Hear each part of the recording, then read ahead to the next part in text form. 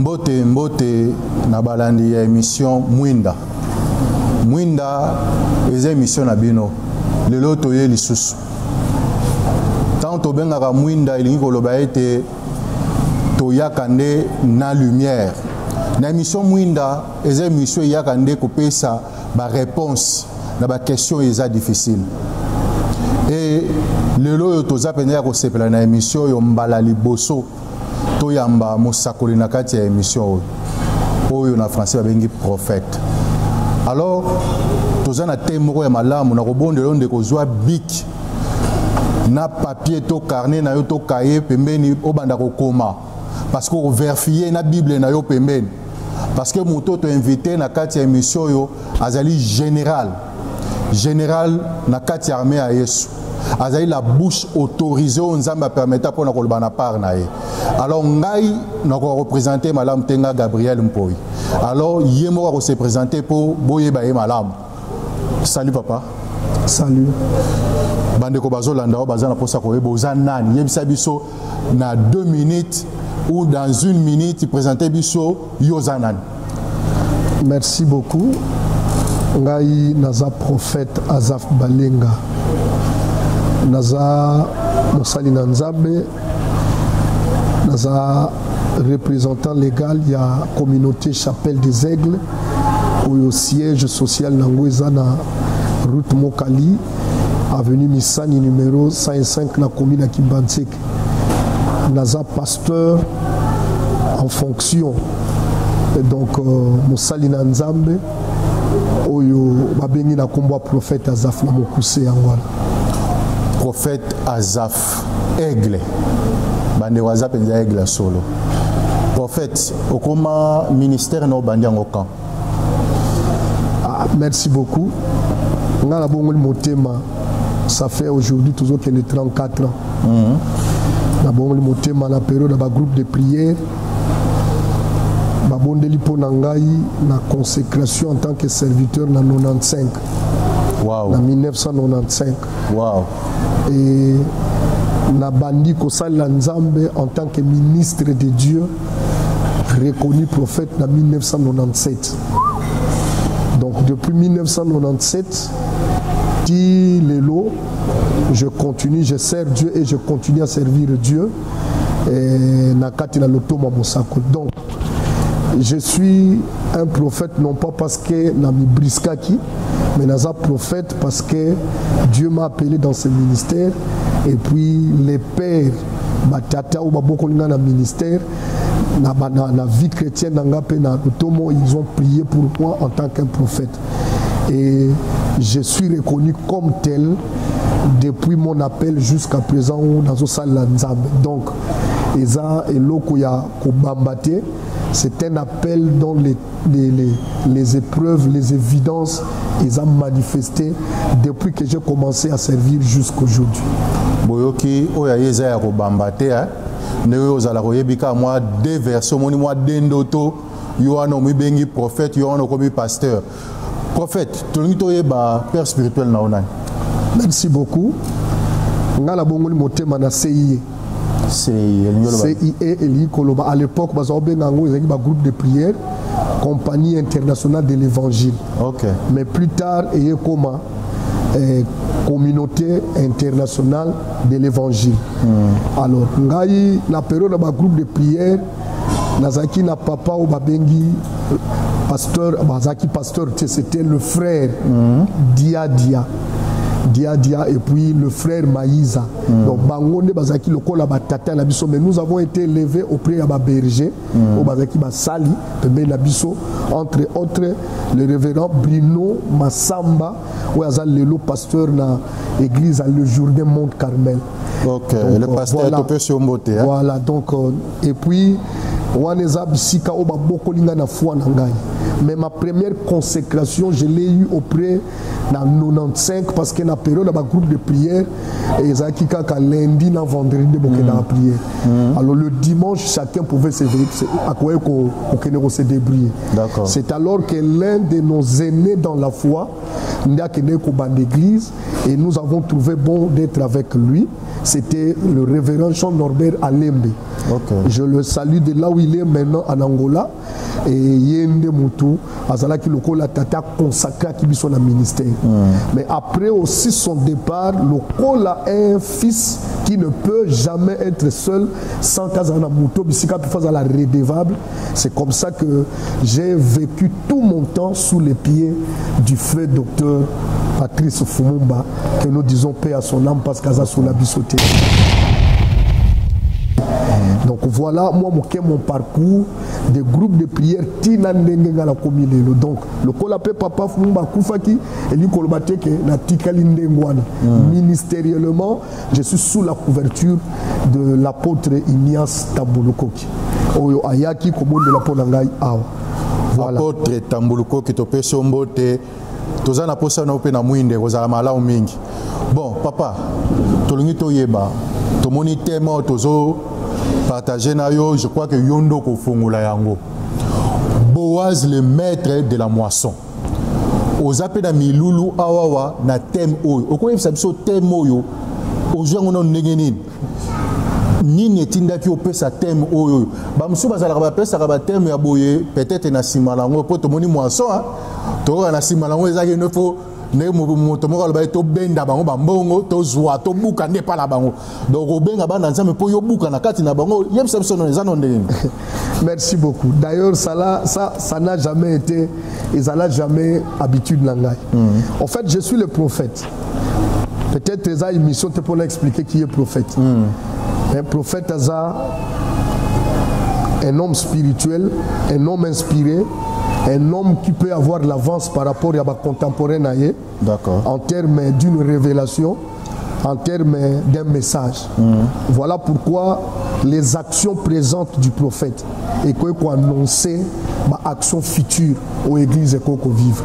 Alors, pour répondre à la question, le thème, plusieurs personnes m'ont toujours dit ah, aux thème compliqué, ça a compliqué.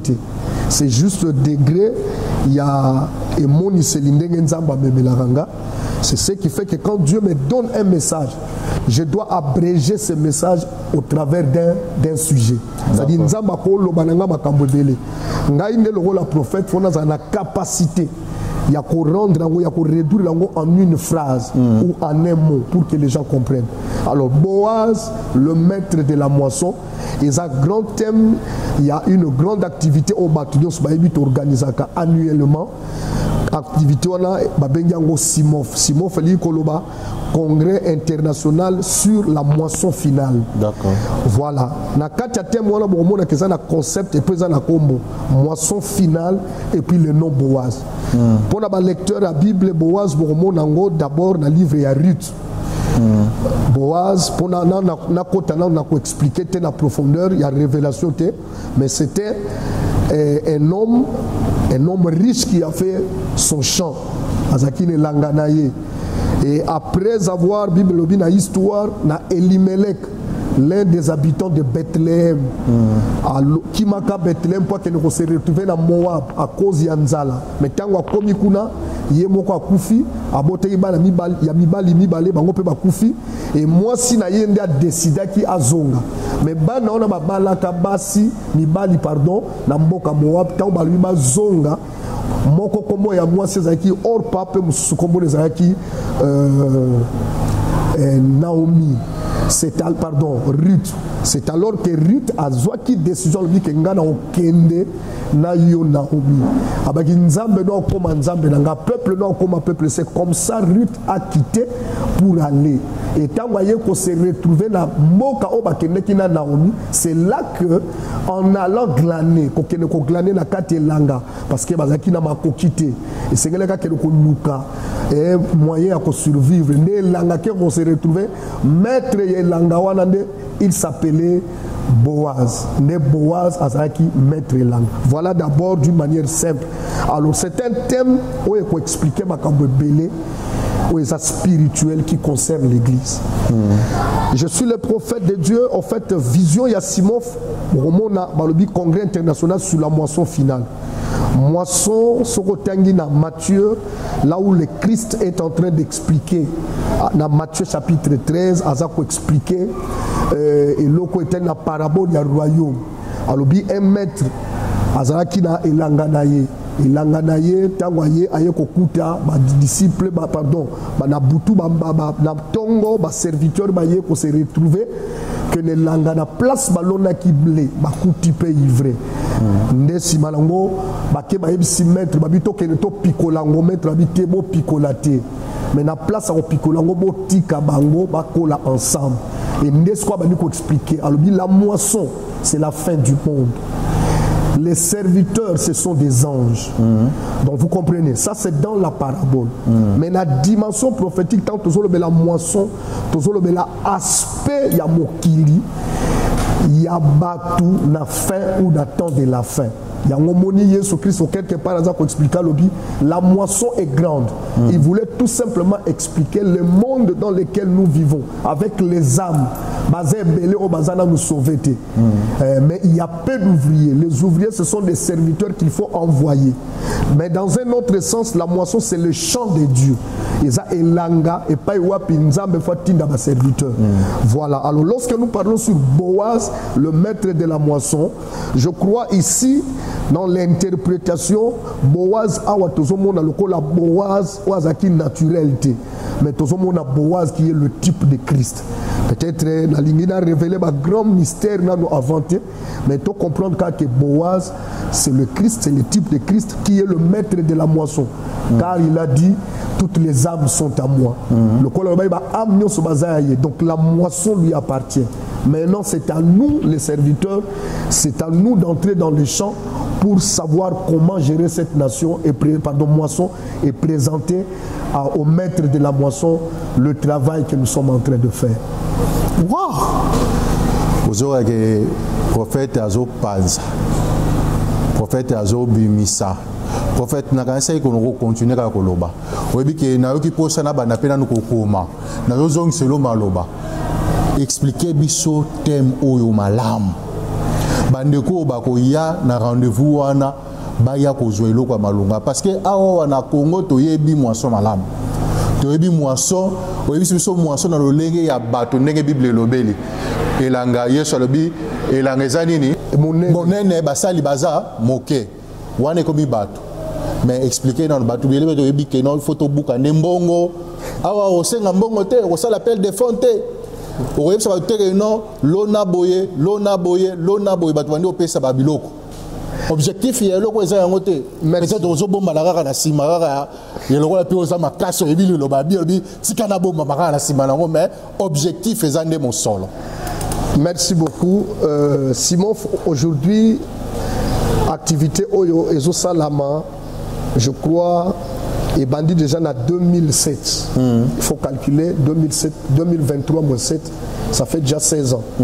Et tous ceux qui y ont participé, ils peuvent témoigner. D'abord de part de notre manière et de l'éthique. Nous ne sommes pas cupides et nous ne faisons pas l'œuvre de Dieu pour aller chercher l'argent. Mais du moins, nous savons que Dieu a sa part. Alors, par rapport à la question, pour un thème, en fait, c'est un thème qui est, en tant que prophète, dans le besoin prophétique.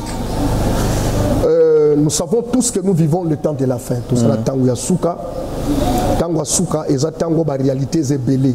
Christ, Jésus Christ a pessibiso ba signe belé. Et parmi les signes, à l'obi, ils s'élèveront des faux Christ et des faux prophètes. Or, lorsqu'on dit des faux Christ et des faux prophètes, un prophète, c'est celui qui est en train de servir au nom de Dieu, en disant qu'il est envoyé de Dieu. Mais s'il est faux, donc il y a na simaya kombo nzambe te mazo salela na ndenge na imo ba o bible bi na biso ils ont pour leur Dieu leur ventre bazana nzambe pona bango azali boum. Alors mais na même moment ngo yango pe Dieu nous a choisi pour le servir sur la moisson, pardon, sur le champ. Donc sur le même champ nous nous retrouvons avec deux sémences. Sémence il y a blé, na sémence il y a ivraie. Alors na kat il y a ba sémence wana. Maintenant nous devons vivre un temps où nous devons créer la différence entre ceux qui servent réellement Dieu d'une manière authentique et ceux qui servent Dieu parce que bazana posa ya vendre. Or la parole de Dieu l'objectif principal à l'Obananzambe, il y a appel d'un homme de Dieu, c'est d'amener les âmes envers le Seigneur. Que vous soyez apôtre, que vous soyez prophète, que vous soyez docteur, que vous soyez évangéliste ou pasteur, l'objectif final, c'est de faire des disciples pour Christ. Parce que pour le salut. Maintenant, pour que le salut est salam, nous devons savoir que dans le calendrier, il y a temps. Nous reconnaissons tous que nous sommes au temps de la fin. Or, au temps de la fin, ma réalité, Bible, l'amour va diminuer et l'iniquité va croître. Okay. Tant que l'iniquité est maintenue, les faux maintenant, or, au milieu des faux, il y a des vrais. Si vous avez des moisson, se multiplier et que les faux vont continuer encore à s'accélérer.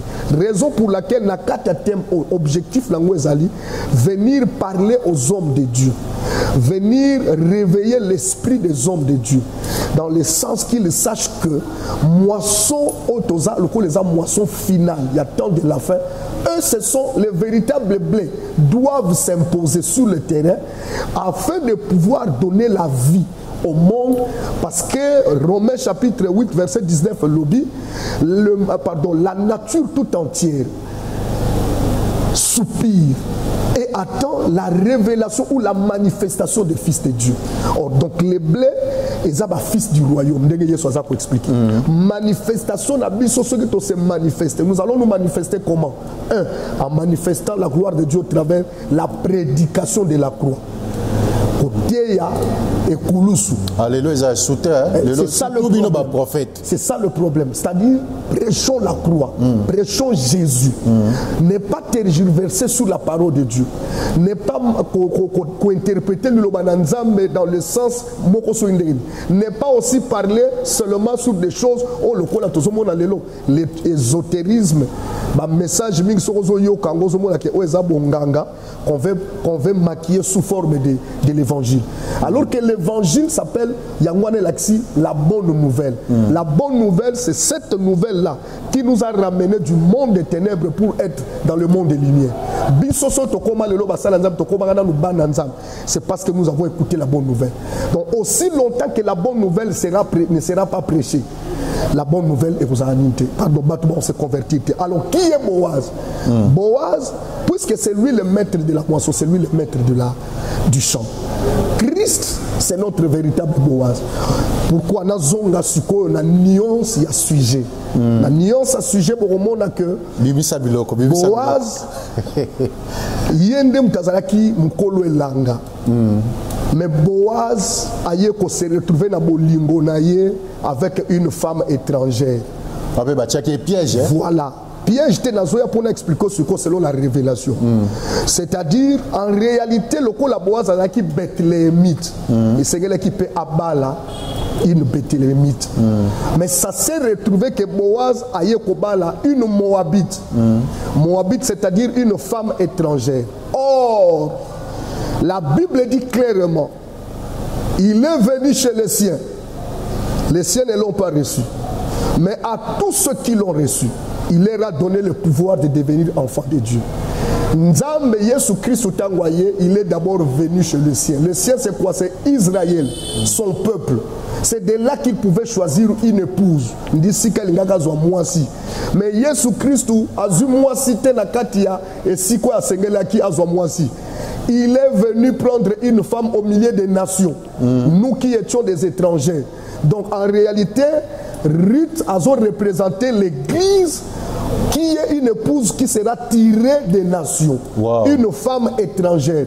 Exactement comme cela s'est fait avec Joseph, qui était au milieu de ses frères, mais qui n'a pas pris la femme au milieu de ses frères, mais à quelque chose moi si na Égypte. Parce que Joseph était aussi l'image du Seigneur Jésus. Donc nous en tant que l'église, puisque c'est dans le monde, parce que la Bible dit, pardon, le mot ecclésia veut dire mis hors ou hors d'eux, sorti hors d'eux. Quand Christ dit je bâtirai mon église, d'abord terme église ezaki nante otozoye belalelo. Terme église un groupe de gens qui travaillaient pour l'intérêt public. Ba groupe abatu. Alors tant batu bazao mona Yesu Christ na batu tout consort batu son ecclésia, azan ecclésia na. C'est bon moni su comme kolo Yesu kazolo basko pour confier à moi Christ. Je ne bâtirai pas l'église comme un groupe de public. Mais yanga, je bâtirai de mon église. Et les symboles, signe qu'on a différentes. Les portes du séjour des morts ne prévaudront pour contre elle. Donc l'église, c'est cette femme-là, étrangère. Moi, si on est étrangère, l'ongolien n'a pas étrangère pour qu'Abala na Boaz. Donc Boaz, n'a pas la Ruth. Et Ruth, a type l'église et Boaz, c'est le type du Seigneur Jésus-Christ.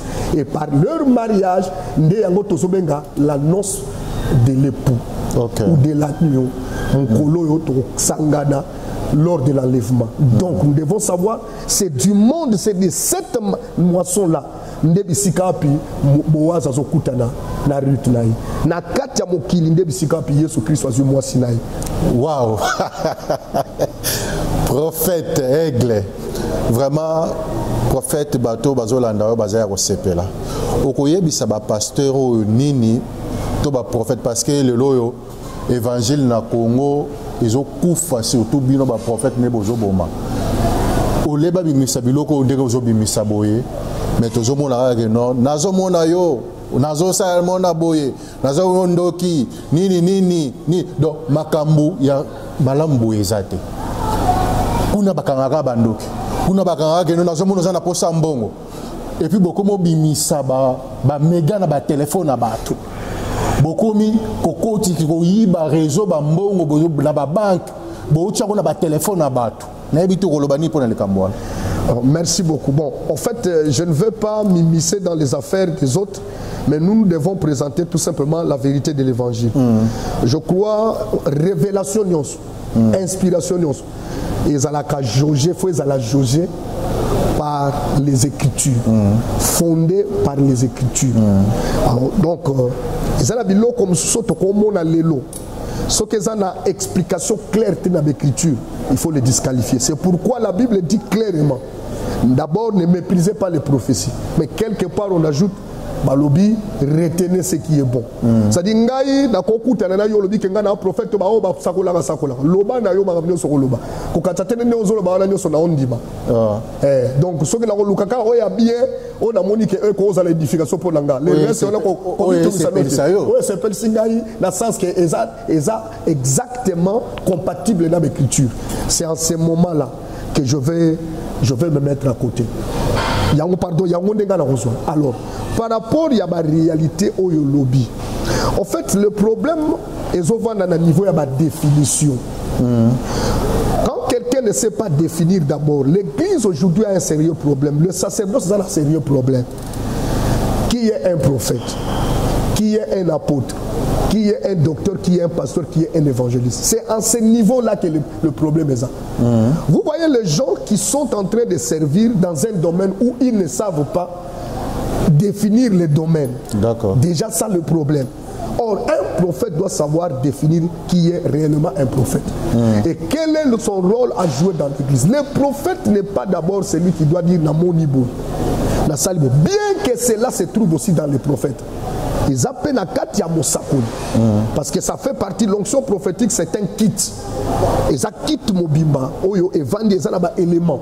Mais parmi les éléments, mais n'oublions pas que le ministère, c'est d'abord le ministère de l'autorité, qui est le ministère de la parole. Donc un prophète, c'est d'abord un enseignant de la parole. Par la preuve, Batunion sont ma première grande école. Il y a enseignement à l'Iloba. La Bible, les Arabes, école à prophète. Voilà, donc pour dire que déjà, dans l'Ancien Testament, quand on parle déjà sur les fils de prophètes, c'était des prophètes, mais qui étaient en train d'être enseignés par un prophète qu'on peut appeler le prophète majeur. Donc, Netiba Élie, Naba Élisée, c'était déjà des maîtres des écoles. ba prophète mineur pe bazala na Ancien Testament, dans l'Ancienne Alliance. Parce que dans la Nouvelle Alliance, nous sommes seulement des ministres de Dieu.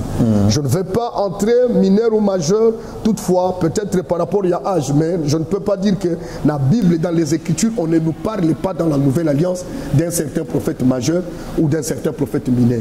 Or, selon la Bible, que chacun juge s'il veut parler du majeur ou du mineur, qui nous l'éprouve au travers des Écritures. Sauf, et là, au cas que la Bible parle du prophète. La Bible est la prophète. Alors, par rapport à ce que tu j'aime dire ceci, chacun de nous connaît la motivation. Au moins, même temps, on doit la chapelle des aigles. So, on a téyi batu, batu bakwe so tibilo mo salami. Ngai mo konde mutu na koyeba. Motivation est saliwan. Est-ce que nazala molimo nzam? To nazala molimo satan. Ne t'en fais pas, cher journaliste. Mutu nyo so ba ke na bimisi mbo yemo ga yebso abimisa ki dans les photos dans les vrais. Ezo bimana sa ba betu ba nini. Non biso batu bakolo ba kamwe, mais yemo ga bi ke na nga faux, soit la biso on a faux. Parce que la conscience on ne la trompe pas. Ba trompe pas la conscience te.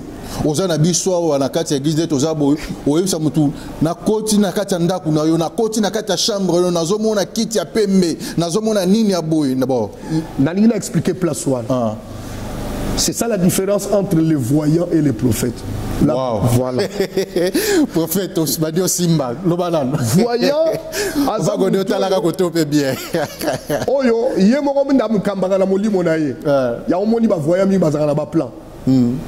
Asana biloko na ye soit biloko na mboka. Parce que wana yende mto qui d'esprit là. Mais un prophète, son esprit est guidé par l'esprit de Dieu. Donc c'est-à-dire le prophète a quoi prophétiser quand sui molimo na nzamba a révélé. Oh, oui, mais la voyance c'est quelque chose à un accord de naïe. C'est moi qui vois. Voilà. Alors, oui, je peux voir, mais si seulement l'esprit me le montre. Mais je ne peux dire, bon, karami ce qu'on a on mona. Ah, non. Poussa n'a un pas, au poussa n'y a un pas. Encore deux pas, au poussa n'y a pas. Betawa, pas au bêtis. À la bannière prophétiser. Chacun connaît ses formules. Là, en tout cas, il faut qu'il vérifie. Mais ce qui est vrai, c'est que le voyant, un voyant, d'abord dans la nouvelle alliance, on était en monateur, mais on a été. Et puis même dans l'ancienne alliance, ces termes-là étaient habituels par rapport à quand Israël a s'installer. Au monde dans la période où il y a un temple exact. Il y avait seulement Samuel. Or Samuel a bimi brisque d'emblée. C'est-à-dire à part Moïse. Quand Samuel a yeko bima, Ezaki déjà ba commis na territoire après mort il y a Josué, makambo Ezaki belé. Peuple a s'habitué qui n'a pas culture, peu ba coutume. Il y a ba nation bazaki ko sangana na bango. Or ba nation ndé bazaki na ba voyant. Vous comprenez? Okay. Voilà, ba ndé bazaki na ba voyant parce qu'il servait d'autres dieux. Mais Israël n'avait pas réellement de voyants. Même lorsqu'on parle, on appelle Samuel voyant. C'était par rapport à l'influence des cultures. Il y a un peuple Israël à Sangana. Mais vous allez remarquer aussi que tant que dans la nouvelle alliance, au moment que prophète mon côté voyant. Parce que la voyance dans la nouvelle alliance n'existait pas. Dans la nouvelle alliance, ce qui existe, c'est la prophétie. Et ça, prophétie n'existe pas. Donc, nous devons savoir que le temps est tellement méchant, le temps est tellement mauvais, le temps est grave. Voilà, parce que c'est une mission, venez na Katia conférence d'Abisso Simon congrès international sur la moisson finale. Ils ont déjà jeudi le 24. Ok. Et aussi là samedi pour la samedi le 26 de 8h30 à 12h. Je vous dis, nous sommes ensemble parce que ça coalition, to synergie à ma aigle. Il y a un homme de Dieu qui est mon jumeau qui est venu des États-Unis. C'est un aigle exceptionnel. Je crois Bato Bazalaki, la conférence évangéliste Kizami na Baouti Koyo Kaye. C'est mon ami, c'est moi qui l'ai reçu ici, à Zaawa. Je crois qu'il s'appelle le docteur Jean-Luc Ngoma.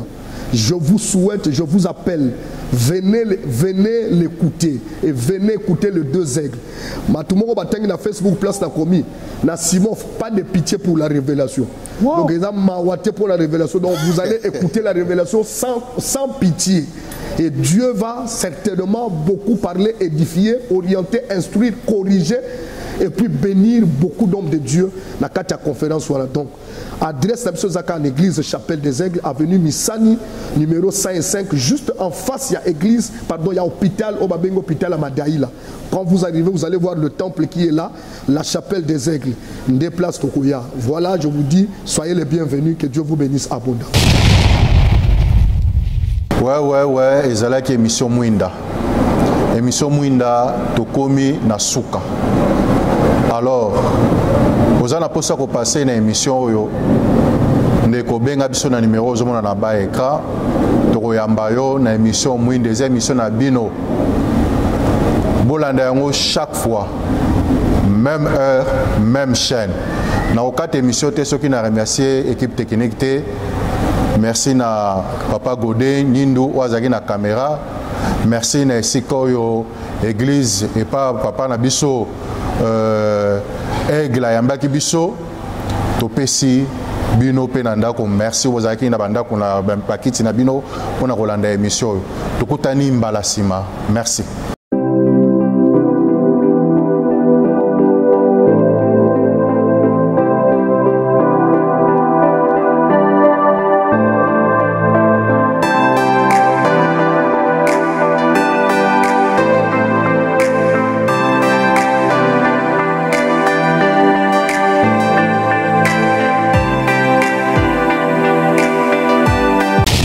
Ori TV.